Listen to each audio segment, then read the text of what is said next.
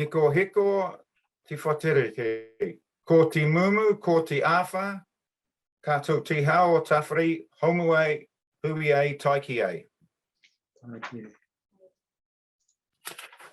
So welcome everybody. I just wanted to run through a little bit of Zoom etiquette if we could. So obviously the meeting's being live streamed. And before we start the meeting, we need to know that everybody is being live streamed. So you don't want to upset anybody. So could you just please let me know, or you'll have to ask if you need to go.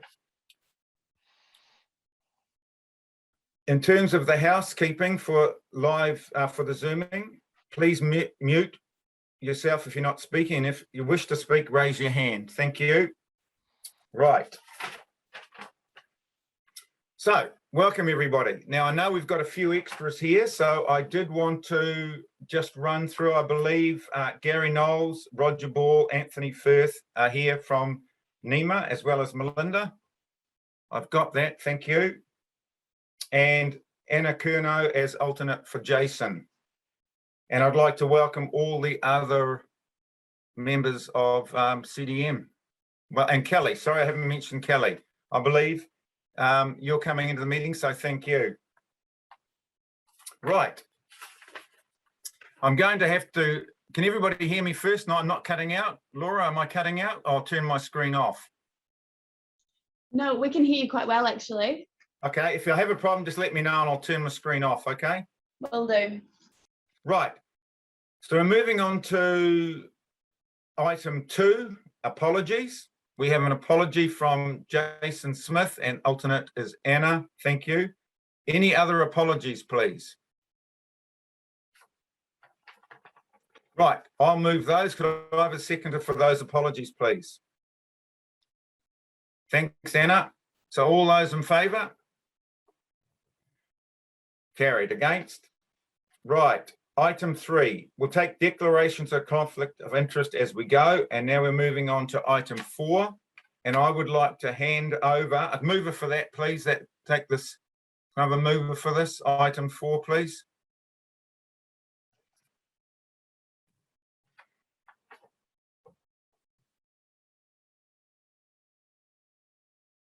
No, I'll move that. A seconder then. Do I have it? Oh, thanks. Waipiri, thank you.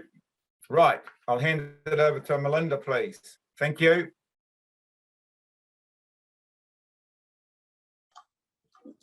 Kia ora, thank you. Through the chair, I would just like to hand over to Gary Knowles, who is going to speak with reference to the item around the national update and the tsunami readiness and response letter that's been drafted by NEMA. So I'd like to just hand over to Gary and I can answer any questions later in the forum if required.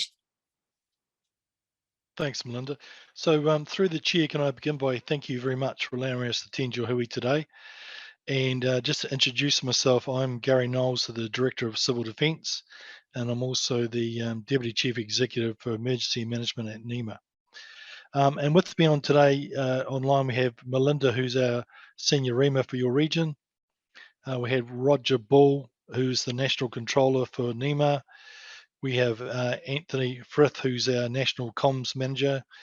And also we have Anthony Richards, who's my strategic person. I thought I'd give you a quick overview of things that are at front of mind for NEMA, and then we're happy to discuss the tsunami warning systems in your part of the world and take questions. We'd like to start by recognising the return of our Minister, Kiri Tapu Allen, who has returned to us after her recent bout of illness, and already she's making a huge difference to NEMA and her connection across the country, and we welcome her back. My role as the National Director is to support her in her decision making and also make sure that each of the CDM groups around the country are connected, and as a national agency we're working together. I'd like to begin by recognising the Northland Civil Defence team, particularly under the leadership of Graham McDonald.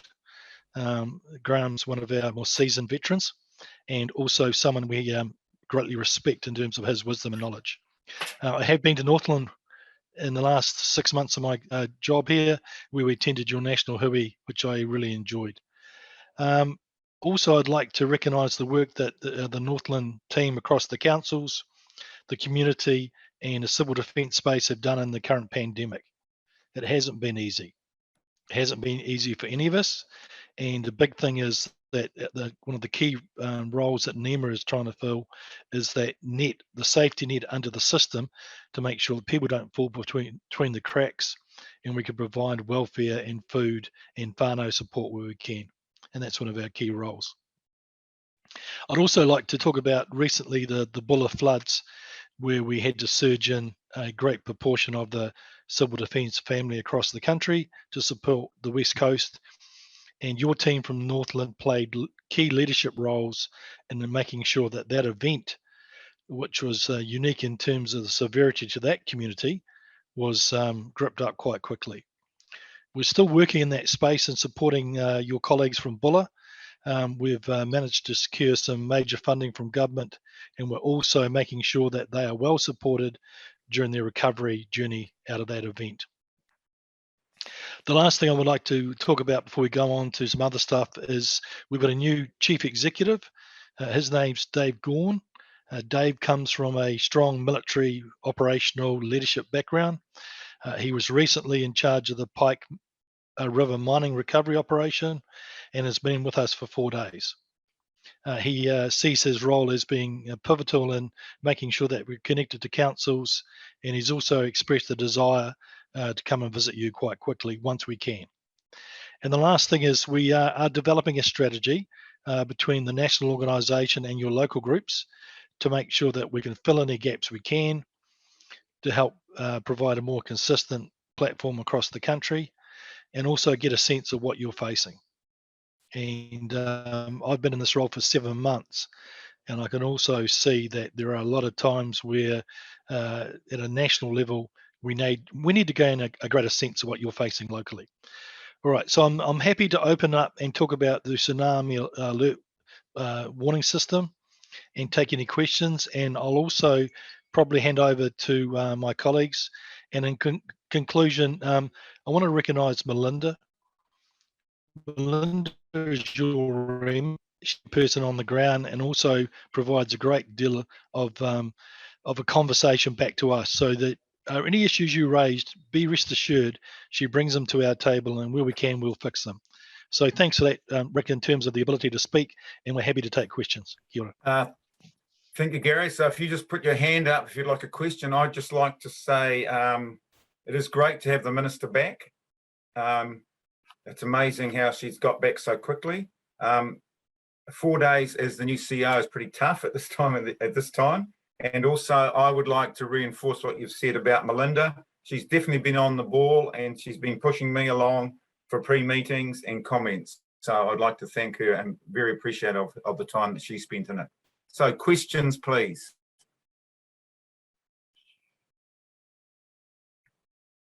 I don't see any hands up. Is that correct? I must admit, Melinda, after our meeting yesterday, I thought we'd have a few questions, but we don't have any. You're all stunned, are you? Okay, thank you. Well, sorry, Rick.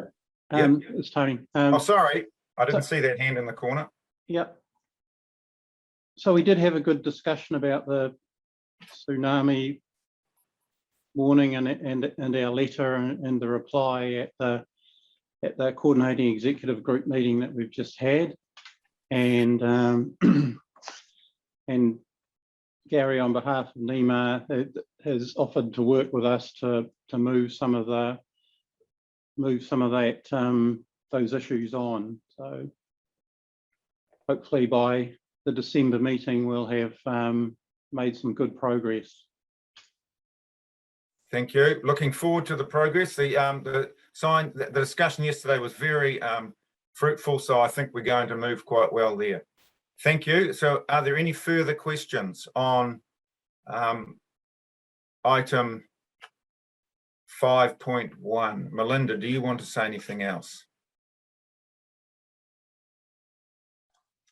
Kia ora again through the chair. No, nothing further from me. Gary's provided quite an extensive update, but I'm willing to take any questions as the meeting moves on as well. Thank you. So all those in favour of accepting that report, please. Hand up or thank you. Against, carried. I have to apologise. I completely missed item 4.1, confirmation of minutes. Could I have a mover for those, please? Thanks, Dave, and I'll second them. Any discussion on the minutes before we pass them? Thank you. All those in favour? Against? Carried. Thank you. At this stage, I will welcome. I didn't see Penny Smart there. I see you've done a welcome in the chat. So apologies, Penny. I didn't realise you were there. Thank you. Right, we're now moving on to item 6.1, KEG Chair's report, and I will have a mover for that, please. It is on page 20. A mover, thank you, Anna, and a seconder. Cheryl, thank you. I'll leave it up to you, Tony, to discuss that. Thank you. All right, thank you. I'll just highlight a few things as I go through. So starting on page, where's this on pages? 21.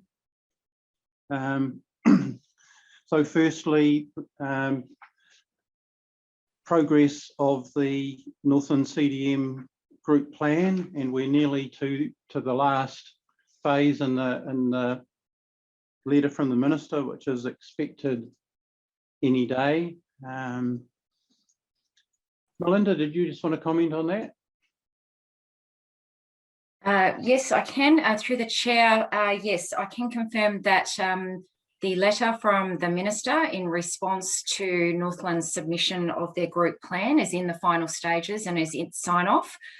So that will meet that 20-day legislative requirement for a response from the Minister. There are a few suggestions that will be made as part of that letter from both NEMA and also from the Minister to strengthen the Northland plan. But I understand that those comments are minor overall, and overall it was through review of NEMA and the Minister, it was floated as a very good plan for Northland. So those suggestions are to strengthen what's already been drafted. Thank you. So a good result really, and our decision to just go early and truck on with the plan review has paid off. So a good effort all around. Other highlights you'll see throughout the next couple of pages, the amount of community engagement that the team's been able to achieve with community response groups, marae, business associations, and a whole bunch of our other stakeholders in terms of basically promoting resilience and civil defence. So any questions in relation to 22, 23? No. Okay, moving on to 24 and 25, a couple of things to highlight there. The Northland Tsunami Siren upgrade project is progressing through development of the detailed project plans, engaging a project manager, and then moving to the expressions of interest for the tender for the installation.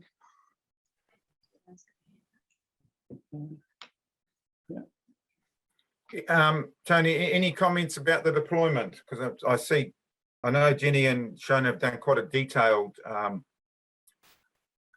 commentary there, but I'm sure we were all interested to know anything else. If they're there, are they on the call? No.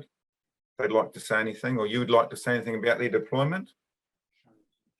Shona's there. Shona, did you want to? Yeah, I'm here.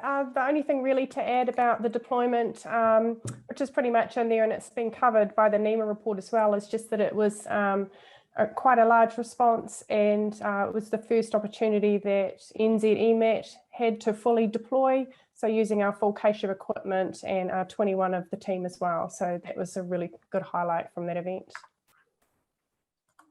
Thank you. Well Chair, done. I see Councillor Curnow's got her hand up. Right. Yeah, sorry, I'm possibly not keeping up the way I ought to. If I could just take you back to page 23 and the comment that the Ruawai sirens have successfully changed to a West Coast North Power channel. So does that mean they're now separated? So if there's a tsunami warning that's applicable to the East Coast, then it won't necessarily activate in Ruawai? Indeed, that's the case now. That's very good news. Thank you. Thank you. Okay.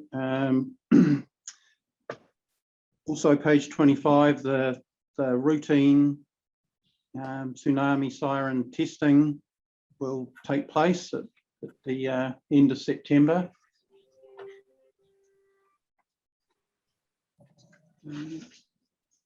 Moving on to page 26 and 27, if there's anything there anyone wanted to ask about? Yes, Cheryl. Just back on the tsunami siren testing, I recall that we had a problem through lockdown last time. Do we anticipate any reason why regular tsunami testing could be challenged again? Just to, if that can be responded, thanks. Not from our end. So unless someone's planning to issue us a direction not to do it, we'll be proceeding. I don't know whether NEMA has a policy view on whether tsunami siren testing can go ahead should there unfortunately be another level 4 shutdown. Kia ora, there's no reason why the testing shouldn't go ahead. I will find out whether there is any restriction to that given our current COVID environment. But there is nothing that has no guidance that's been issued. So I believe that testing should go ahead. And of course, there's community education that testing is going to occur. So I don't think there's any issue with that. Okay, thank you. So moving on to, where are we up to 20, 28 and 29. Sorry. Rick, just, Yep. Kelly had a question. Yep. oh, not a question. I just wanted to give props to the team that are doing the social media on, you know, all your events that happen, especially the pandemic at the moment. Thank you.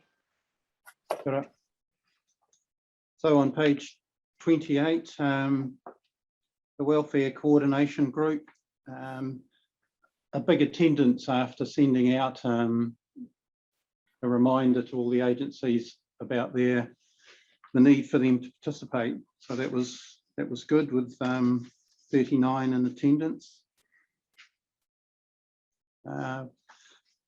On page 29, the Northland Lifelines group, and then after that, the Lifelines group business plan that follows. So perhaps I might just get Demi, are you there to, can you just highlight what the objectives, the Lifeline group's objectives are? Yeah, of course. Thanks, Tony. So through the chair, the Lifelines group's really still actively engaged, and they've been really useful during the alert level 4 that we've just been through. And we've had really good involvement from them in terms of feedback and intelligence as well.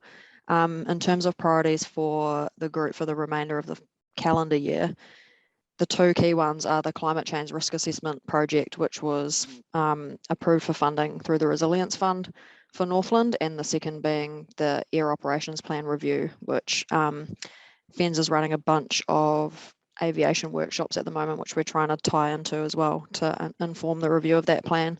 So those are the two key priorities, and I'll just touch quickly on I guess the purpose of the climate change project. It's the main purpose is to understand the risk of the climate change impacts relative to infrastructure in Northland, and in doing this assessment and this project, we're trying to establish a methodology to identify, quantify and prioritise climate related risk to infrastructure assets. So the data that we get out of that is going to hopefully inform potential adaptation initiatives to mitigate whatever the highest risks end up being. And part of that project at the moment, the discussions have already begun with each of the district councils to make sure that we're not crossing over in terms of, both trying to achieve the same thing in two separate ways. So all of the district councils have given their support to this project, and to make sure basically that it's a unity of effort, and all of the data that we do acquire from the project will be then fed back to the councils for them to use in terms of their own planning for community based solutions as well. Thank you. Councillor Kuno's got her hand up. Right, thank you. Thank you. Yeah, just with regards to the climate change project, I mean, I'm delighted to hear that it's underway. That's fantastic. But I'm just wanting to understand how you're interfacing in with what the government is doing in terms of the Climate Change Adaptation Act that's sort of unfolding as we speak, just to make sure that you're tied in and that we don't end up sort of charging off down one road and then have to sort of reverse out and go down a slightly different direction. Can anyone comment on that? Did you want me to talk to that, Tony? Yeah, Or? Demi, that would be Yes, good. if you want to start, Demi. I don't have anything specific to say, although I will say that Lisa, who's our Lifelines group representative, she is doing the project plan at the moment, so it's in its really infant stage, and it definitely will be informed by the national policy as we move forward with that. It's not something that we're going to do in isolation. We definitely want to avoid that. So I've just noted your point just to chase up on it and make sure that it is implemented in the plan as we go forward. Thank you. And we'll also be linking it into the regional climate change adaptation strategy. Yeah, that's great to hear. It's just I'm just conscious that while we want to be charging into this space, we also want to be charging into it going in the right direction, that the central government is going to be setting a framework through their legislation, and that we fit in with that. Yeah. Thank you. Is that it, Tony? Yes, thanks. Look, I just wanted to say, I meant to cover it off at the beginning as well, I'm sorry. If Kelly or Penny wanted to ask any questions, if everybody else is happy, I'm more than happy. So unless there's any objections, I know Kelly has a role in Central. I forget, you may like to explain your role, Kelly, if you get a chance, but I'm very pleased to have you here. Thank you. Okay, thank you. So, no other questions? Right, no other hands up, perfect. All those in favour, hands up, please. Of receiving that report. Against, carried, thank you. Now I'm moving on to item 6.2, page 37, Northland CDEM Group and Group Appointments. Graham, if there's anything you'd like to say about these, otherwise it's a very short item. Mr. Anything Chair, you'd like to say? Just one thing to add to that. We have Far North District Council have advised that they're putting someone else up to be an additional controller, which is something we're right. waiting for a little while. So that's a good result. Thank you. And Councillor Kuno's got a hand up. Right, thank you. Thank you. Just a quick question. I noticed that other councils have 2 local controllers and Kaipara only has 1 currently. How much of a risk is that? Should we be worried? Should we be doing something about it? Are we doing something about it? Yeah, so through the chair, we are looking at bringing on additional controllers, and through the COVID response, we've had an additional person just shadowing your current controller. So we're moving down that track. Great, thank you. Thank you. No other questions. Tony, I've just got a query there with Commander Brad Mosby now. Should we be having Waipiri in there? He is, but on the agenda, it would have populated as Brad Mosby, so it'll be changed to Waipiri. Yes, that change will be made. Okay, thank you. No other questions? Right, all those in favour, please, hands up. Against?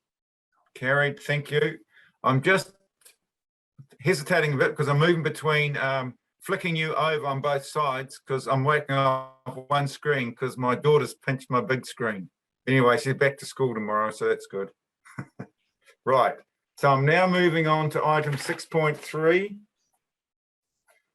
Page 39, funding for Tai Tokerau Support Services Directory, and I believe Claire's speaking to that one. Thank you.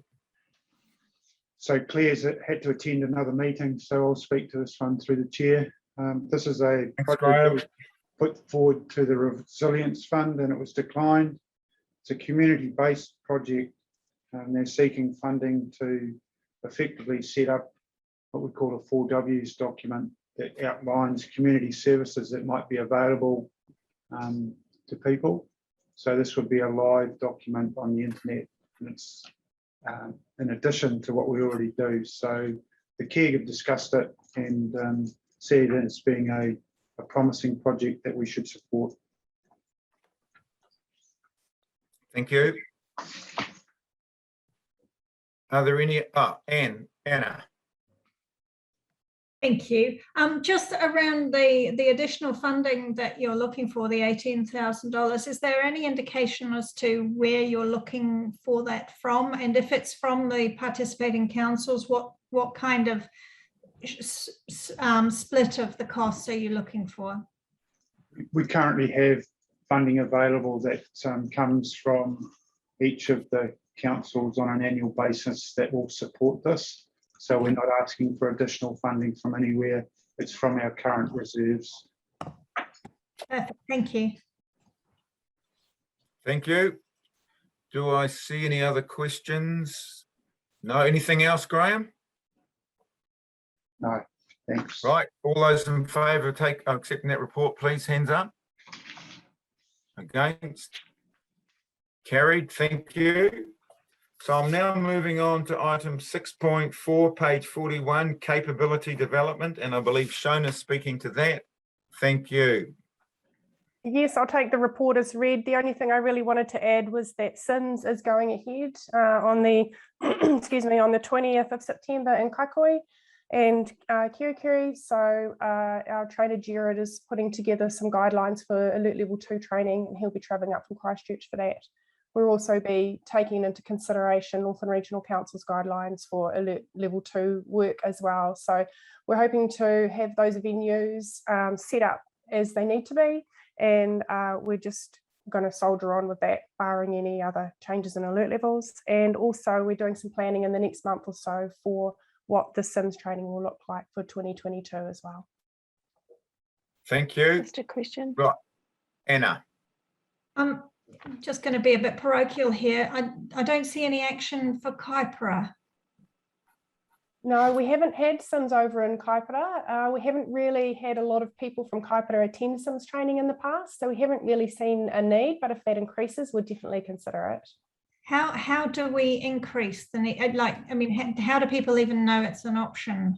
So the SIMS training is distributed out to all our stakeholders through our district council representatives. So Demi has been communicating that to council staff, and we've had maybe a handful on training so far this year. So for us to hold training over there, we need to have a minimum of 20 people per SIMS course, and we like to have them from a variety of organisations, so it's like multi-agency training.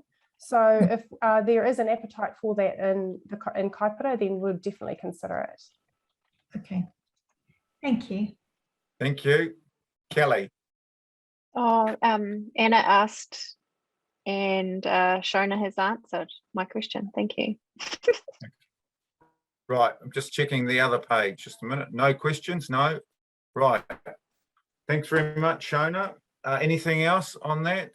No? All those in favour of accepting that report, please.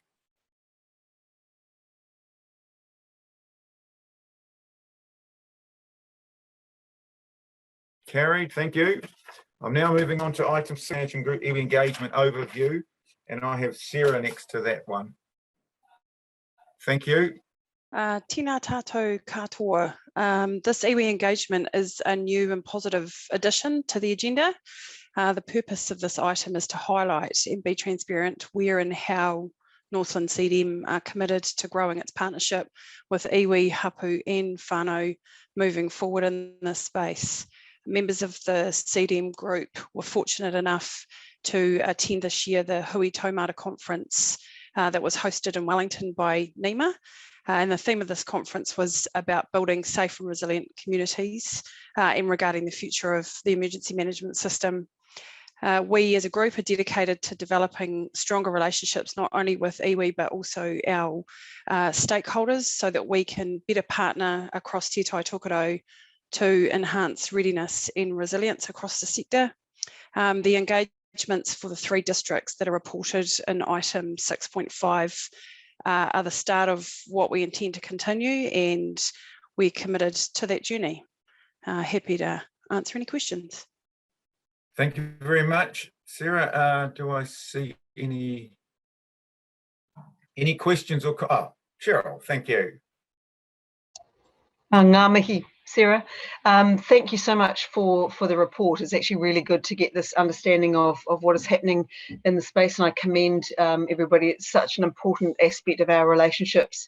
And I spoke just a little earlier with Victoria about whangarei in particular, and the use of our Te Kārearea committee, which is the council committee that's made up of councillors and Te Huinga members. And just as a forum, I think it's really important to just use those relationships.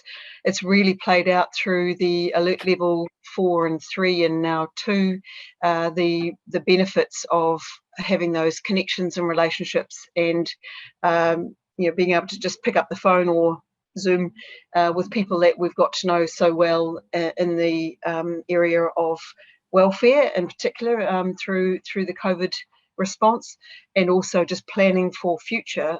It's a really important aspect of what we do as a civil defence emergency management. So kudos to the teams across the Te Tai Tokerau region. So yeah, that's all I need to say. Thank you.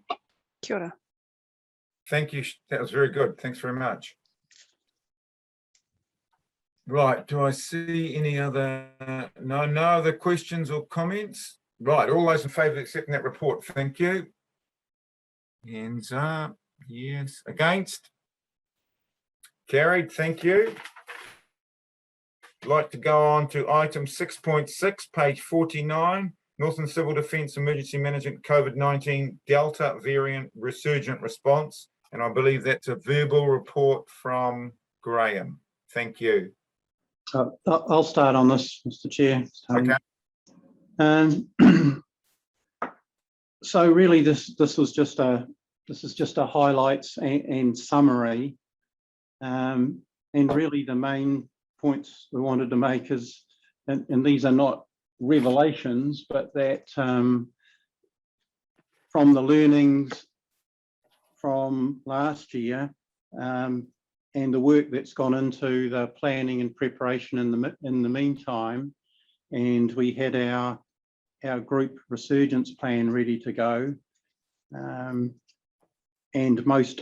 pretty much all other agencies and iwi and pretty much a lot of the community had plans, and so the whole thing just went a lot smoother and was more straightforward.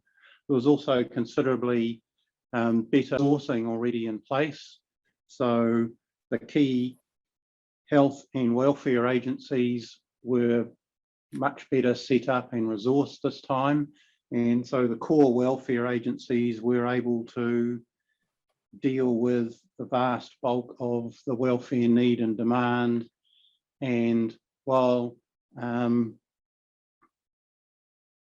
we and the wider we, and thank you to the district councils for having teams stood up ready to go should they have been needed to provide emergency welfare services. That thankfully wasn't necessary. Another thing that we put a lot of effort into this time was intelligence and situational awareness, so that everyone could make good decisions. So making sure that we were collecting and reporting good information and widely circulating situation reports. And then also the networks between all the stakeholder groups that were set up over the last and very active over the last year and a half, having those available. So all our own stakeholder groups, all connected into the other sectors, the structure that iwi had set up as well, and the connections into that meant that everyone was well informed and able to carry and engaged and able to carry out their plans. Thank you.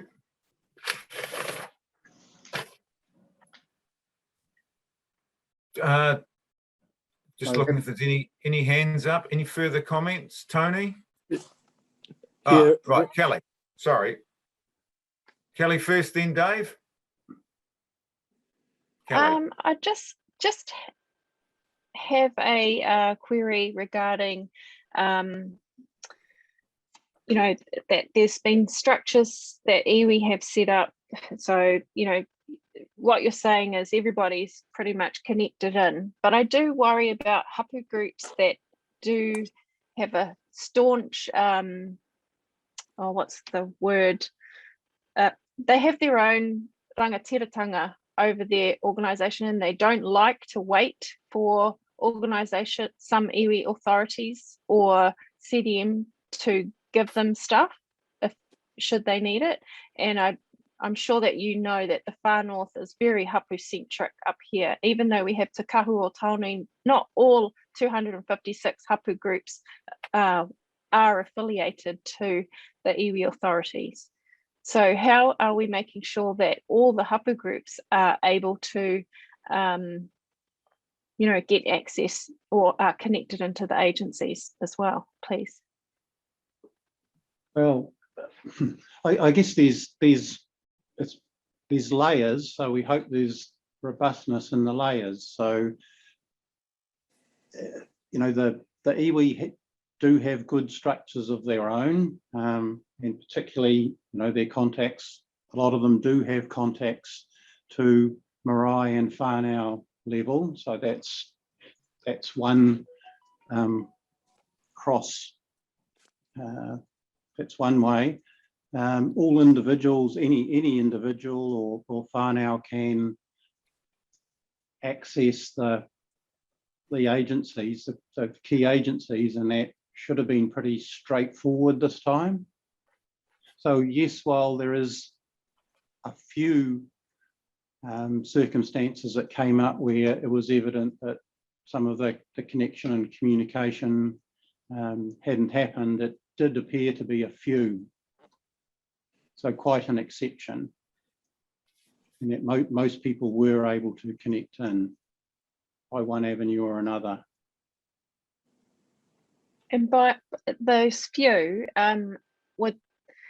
is there anything that we can do to make sure that they're connected up in the, you know, in future? So if we find out about them, because their circumstances tend to be reasonably specific and sometimes quite complex, dealing with them sort of on a one-on-one basis, if you like, and then connecting them up to the right providers is really what we have to do. Then it sort of becomes a custom case. There was an instance where a family were during as level 4 happened, they got to return back to Moeroa, but one of them had just had surgery, hip surgery, and where they'd been discharged from, of course, was in Invercargill, so they couldn't take what they needed, and then nothing was available through the DHB, and so I was able to pānui out to, you know, our local Ngāti Hine group, but, you know, they panicked and they just, I don't know why they ring me, but who should they have rung? Because the DHB weren't responding to their calls. And they would be the agency, wouldn't they? Not civil defence. No, if it's a health problem, yes, the DHB and the health providers should have been able to deal with it. Their argument was that in level 4 they couldn't do anything, even though this lady couldn't walk and she needed a hip chair and a walker to move, and her family had to carry her around. It was awful, and it was 5 days where she had to be like that. Thank you. I mean, yeah. While Sorry, that is a health issue, I mean, again, if you come across quite unusual circumstance like that, if you refer them to civil defence, so welfare, to the welfare box, we'll try and connect it up to the right people and solve the problem. As I say, most of these overflow ones had roots gone. Oh, okay. Most of those overflow ones do have quite a bit of background to them and need some individual attention and chasing up. Thanks for that. Thank you, Chair. So that's right, Kelly. That was covered earlier in the report, wasn't it? That there was less reliance on civil defence, and so it was covered in the report. But I think Tony's point is that as a backup, they would definitely provide support. So I think that. Thank you for bringing it up, Kelly. So are there any further questions to Tony? Yeah, Dave, so sorry, Dave, yes. Not so much a question. I apologise for being so quiet, but I've only just found the mute button on this system that I've never used before. But what I wanted to do was to just acknowledge the network in terms of iwi looking after well-being. I know that during the level 4 lockdown period, when we hardly left our house, we had a visit to make sure that we were okay and that we didn't need anything, and they visited everybody in our area. So I was particularly thrilled to see that there was concern for the well-being of the people around an area, and I can only assume, and listening to the meeting today, that similar things were going on elsewhere. But just an acknowledgement that, yes, it was really happening, and it was something that was appreciated at the time by myself and my wife. Thank you. Thank you.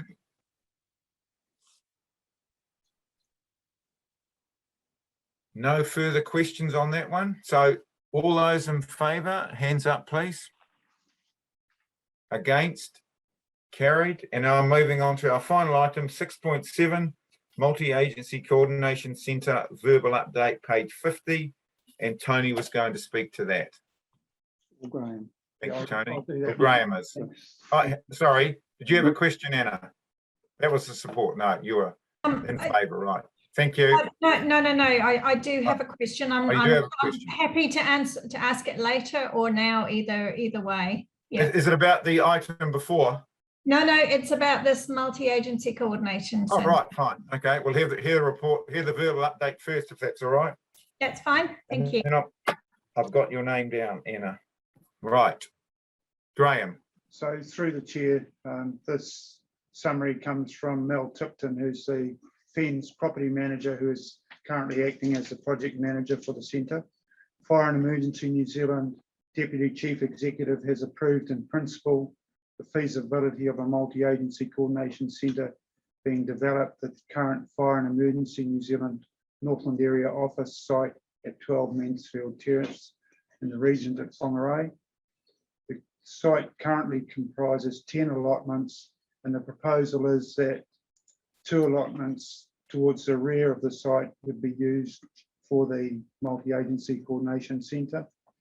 Evaluation of the property has been completed.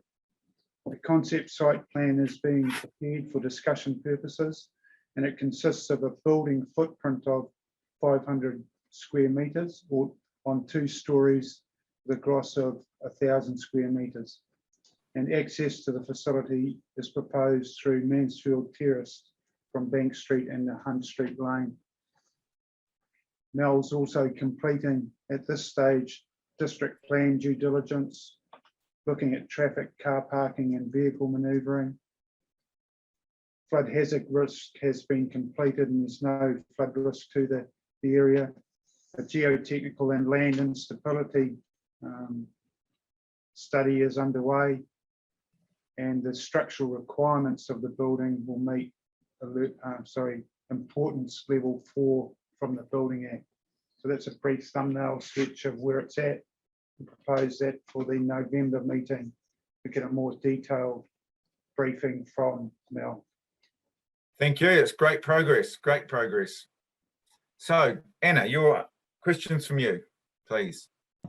It's more of a statement, I have to say. I'm just a little concerned about receiving a verbal report on something as significant as this.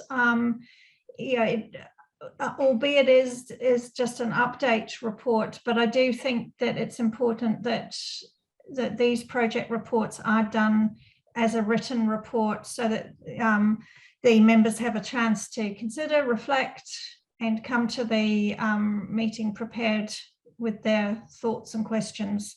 So I would ask that in future these reports are in writing as part of the agenda. That's noted, thanks, Anna. And obviously there will be a written one in November, so I think that will address all those concerns. Okay, thank you. Do we have any other questions? No, just checking all 19 of you. Oh, Kelly. Sorry, I know that there's a huge level of interest on this through my fellow elected members. They are interested in getting an update. I can't remember when we last had an update on this at FNDC, but it must be coming to us again some stage. Right. Graham?